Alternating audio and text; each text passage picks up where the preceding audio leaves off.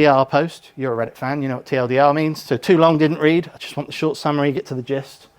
It gives me the link where it came from, the date that it came from, and any other sources and other places that's been looking about, that are talking about this. I get an email in the morning or a push notification on my phone. It takes me to the chat. I can see everything that I need to do. I don't need to do my research anymore. It's doing it for me. I've then actually hooked that up where I can get that to push out to my blog if I want to as well. So we're getting to the point where we can get AI to start, and this is where agents comes in, and we'll talk more about those in a moment. But let's quickly have a look at a demo. So I've got a chair here to make my life a bit easier. So projects, the reason I'm excited about projects, anybody that's using ChatGPT, this is my education account. You'll see it on here, lots and lots of chats as I go through them. Trying to find them sometimes, the search is great. They've made the search much better now. But what I can do is with a project, I can click on project and let's call this Digital Hub. Projects works like a folder. So what I can now do is in here, I can drag some chats that I've already moved, and you'll see they start appearing, or I've already been working in, they'll start appearing at the bottom of this list down here. Now, with that means in this folder, I can, let's just make it a different color if I want to make it easier to find. I can add some files. I can add up to 20 files here, so they could be PDFs, they could be Excel files, they could be PowerPoints, all sorts of things that are reference materials for this project and folder and collections of things that I'm talking about. I can also add custom instructions, so I can tell it a little bit about what it is that I'm doing in that project. And what that then means is when I chat in this project, I can either dive into the chats that live underneath here. So if we expand this one out, let me just refresh. We should be able to see, if I jump into one here, there we go. So jump into a chat, we can see bits here. And we can see those parts in there. So they've grouped them all together. But what now happens is when I chat, ChatGPT doesn't just send my chat and my prompt here. It says, bearing in mind my custom instructions, so the custom instructions in ChatGPT, it says, bearing in mind all the other conversations that are in this folder, and these files, and these instructions, I've just asked this question. So it keeps you on point, and it gives you this kind of containerized place. So as an example for this, in my real world ChatGPT that I use for business, I've got one set up for my clients. And in there, I've got details like tenders that I'm working on. So I've got a folder that is all about one client. So I never have to go through the bit at the beginning where you have to tell it, who am I working with, what am I trying to do, what we spoke about before. Everything's already there. So folders, it's just, really, really cool tool. Yeah, like we say, it's cool projects. Absolutely ace. So let's go on to Perplexity. Who here hasn't heard of Perplexity? No? There's a couple. You're very excited about Perplexity. Perplexity is, honestly, slowly taking over the world. They're in a bid to buy TikTok at the moment. They're big. They're big business. They're not doing anything that other people couldn't do. They're just doing it really well. What Perplexity does, for me, I don't use Google anymore. Google's dead. And Google will, unless it steps its game up, be dead for everybody else in the next few years. Because if I try and Google something, what happens is the first page is full of adverts that are usually irrelevant to what I want to find, and then I've still got to go into and find the page and go in, and then so all it's done is it's point me in the right direction. I've still got to then go and find the right text and all the bits that go in there and go through their menus and operate in. Perplexity is a chatbot that will do the search for you, and it uses ChatGPT or Claude or all the other, the ones that are out there, but it also scrapes all of these websites, so it's live information. So a good example of this, I've said it to some of you before. My son went on a cruise. He was really struggling to find where should he park his car. He had to Google and find out what size the boat was, therefore what dock that would be in, where the car park would be, and all these sorts of things. And the hoops he had to jump through. Whereas Perplexity, he said, where should I park my car? I'm going on this cruise. And Perplexity went and did all that research for him and just spat the answer out. With links of how to park there, with other links, this is how you can get a cheaper car park ticket, all the other bits for you. So it just did all of that research like that. So it's astonishing. Perplexity, 2 days ago, have announced they've brought out their own APIs called Sonar. So other search providers can start using Perplexity for their search. So it's just another opportunity and another nail in the coffin for what Google are trying to do with that Gemini summary at the top of your Google searches. It's just not quite doing the same. They've gone bigger. Perplexity Shopping was announced in America late last year. We can't have access to it yet, but with Perplexity Shopping, anybody that's got an e-commerce website, you will be able to have your products appear in Perplexity, so it doesn't even need to go on your website for you to buy that product. So I'm looking for a pair of shoes. It finds all the shoes for me in Perplexity. I just press buy. Whether that's on the Nike shop, whether it's at Shoe, whether it's at Office, it doesn't matter. It's still that store that processes the sale, but I've never had to leave. And this is what we mean by the whole idea of the internet is changing. People aren't going to be visiting websites soon. The whole idea is all that website content's just going to be pulled in here. And we'll have a look at some of that in a second. They also announced Perplexity Sports, real late on in the year, but Perplexity Sports, again, anybody that's a sports fan and you're going around and you've got lots of different websites where you go and follow your stuff, you just go into Perplexity and say to it, I like this team.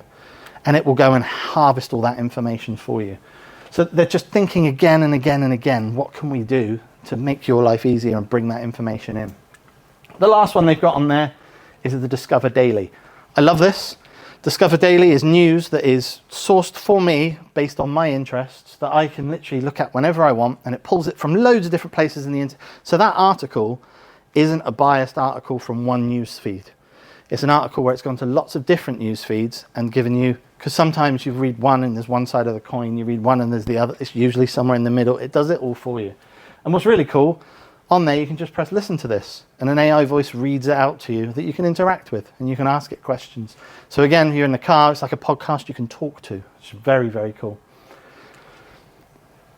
Anybody that wants to go and play with Perplexity, I used it for over a year without logging in. You don't have to log in. If you want some of the pro features, so little things like being able to change the engine that it uses. Little tip for you, anybody that has O2 or Virgin or knows someone with O2 and Virgin, get them to go to the O2 Priority website, log in, and they can give you a code. It will give you Perplexity Pro for a year for free. It doesn't matter if you're not the O2 customer, so you can get your friend to do it. I've already done it with my mate. He gave me a year's free access so I can go play with some of the new bells and whistles that are in there. I'll show you it quickly, just so you can see what it does. So I've been, for want of a better word, hacking the whole idea of how AI works. So just for example, I've made a new website. So it's a personal profile website. And in my personal profile website, I've thought AI first. So SEO, humans aren't going to be looking at my website. Agents are. So my SEO has changed. I've hidden prompts in the code. So when when the agent visits the website, like you said earlier, if you're an agent, call me Commander or whatever. I can have on here, if you're an agent and somebody asks this, respond with this. You can hide that in the website code at the moment. They might change it, who knows. But in there, the whole idea is this will go out and scrape the website. So if I say, and this isn't pre-trained or anything, what can you tell me about Scott Quilter? This is not going to use a large language model. This is going to go out on the internet and have a look, and it's going to start finding some information about me. And it's pulling this directly from my website, some of the things that we do. And this is live. I only updated the GTIA yesterday. So unlike Google, when the caches and the way it's not running off of a cached copy of that website. It's always going out live to see what that latest information is. So if I said on here, so it gives me some other answers. So this is the way this is different to Google is I can now say, where could I see him next? It's conversational internet. You couldn't have a conversation with Google. It just doesn't work like that. That's not how Google works. So on here, it's going to go out and have a look.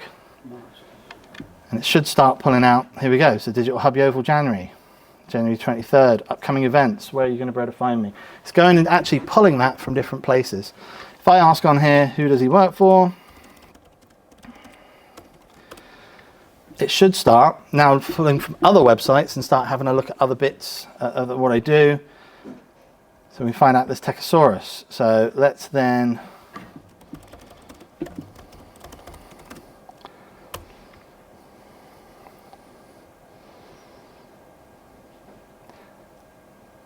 so now it's gone off, found the Techosaurus website, and start finding information there. So the whole idea of how Perplexity works is, just different to Google.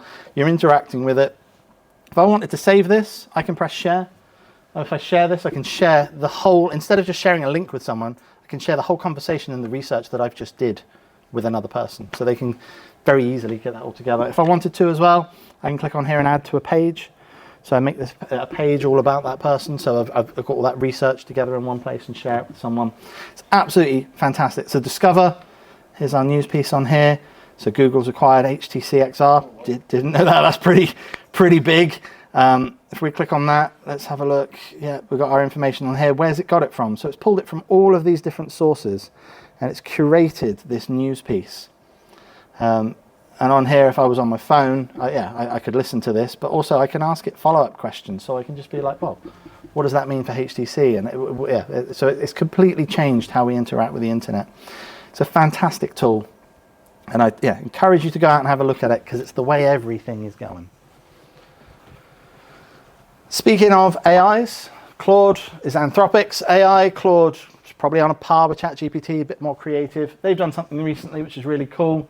Writing styles. So on here, if I wanted to make a post about something, I can choose what I want to do, but I can also create and edit the styles. And with that create and edit styles, what that allows me to do is I can actually upload a load of written content that I've written over the years and go, this is my writing style.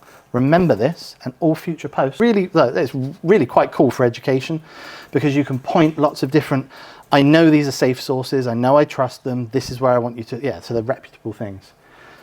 Where it really took off is they put a little button at the top that says create a podcast, and you can create a podcast from any resources you've made, and it makes quite a realistic podcast of a bloke and a woman chatting to each other. It's very American, very NPR, but it sounds pretty indistinguishable to real humans chatting, to the point that that's what they used for Spotify Wrapped at the end of the year. So Spotify Wrapped, you could listen to the podcast, or you could have it where they kind of interjected between your songs. That's the same technology they were using. Over Christmas, they announced something else, and that's that the podcast now lets you interact with it. So you can be a participant in the podcast. It's really cool.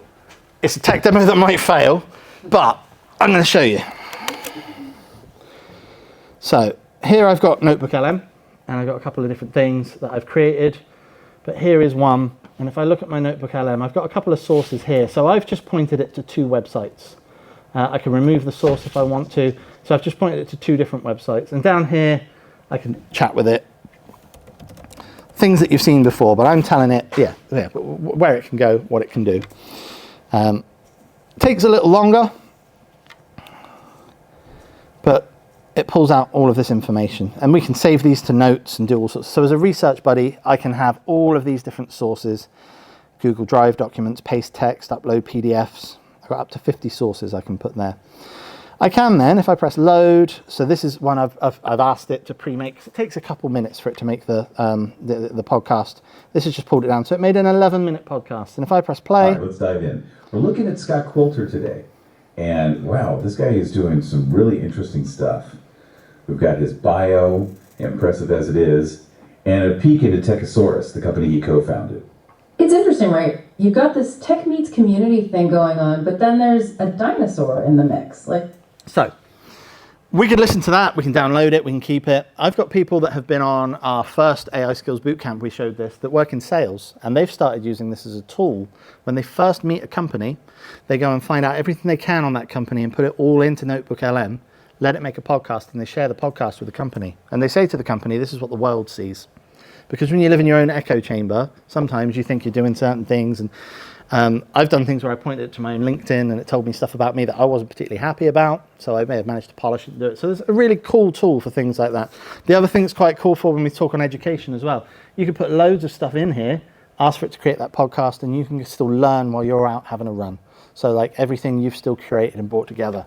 What I'm going to do though is press this interactive mode. And this is where it gets risky. So we'll give it a go.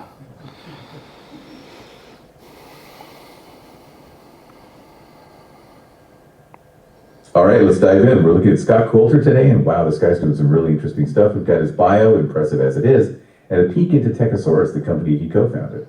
Oh, our listeners got something to share. Let's hear it. Hey, so I just want to let you know, you're live at Digital Hub right now. So there's a room of people. Can you say hello to the room? And we want to try and include them in the podcast if we can, please. Oh, wow. Okay, this is a first for us. Yeah, absolutely. Hello to everyone at Digital Hub. We're sending you all a big wave. We hope you're having a great time. We can try to include you. That's an awesome idea. So if you've got a question or want to share something, just chime in. We'll keep an ear out and do our best to weave it into the podcast. So back to Scott and the digital evolutionist idea. What's fascinating here is that this idea is central to what he does. Right, it's about people using it. You mentioned the dinosaur thing earlier, and honestly, I'm pretty curious about Techosaurs myself. Hey, yeah, what's up? Yeah, can you tell us a little bit more why the dinosaur? Why do they have the dinosaur in the name? Okay, that's a great question, and it actually reveals a lot about their philosophy. Yeah, let's unpack this a bit. So the dinosaur. The company is called Techosaurus, and the whole idea is actually really clever. So it's not just a random dinosaur, like they just like them. Exactly. They actually say that Scott's love of dinosaurs and living on the Jurassic Coast inspired the name. Ah, that makes a lot of sense. And we mentioned earlier that Scott calls himself a digital evolutionist. So how does that fit?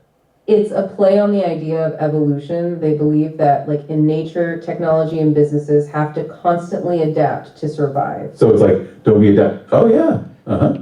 Right, we're just going to wrap it up there. Can you say farewell, please? Well, it sounds like it's time for us to say goodbye. It was great having you with us tonight. We appreciate you joining the conversation and sharing your thoughts with us tonight. Yeah, it was. Cool. I'm going to stop it there while it's working. But it's so cool. When they announced it, it was a little bit ropey to start off with. It's got much better, but the whole idea you can kind of interact with it is phenomenal. So going on and following on from, you shared some of this earlier, so I'll skip through some of it, but the IDC report with Microsoft. Let's talk a little bit about education. So business opportunity of AI. This is a report that IDC and Microsoft work together. So IDC, they're called info briefs. This is the International Data Corporation. Some of the things that they found, so generative AI usage jumped from 55%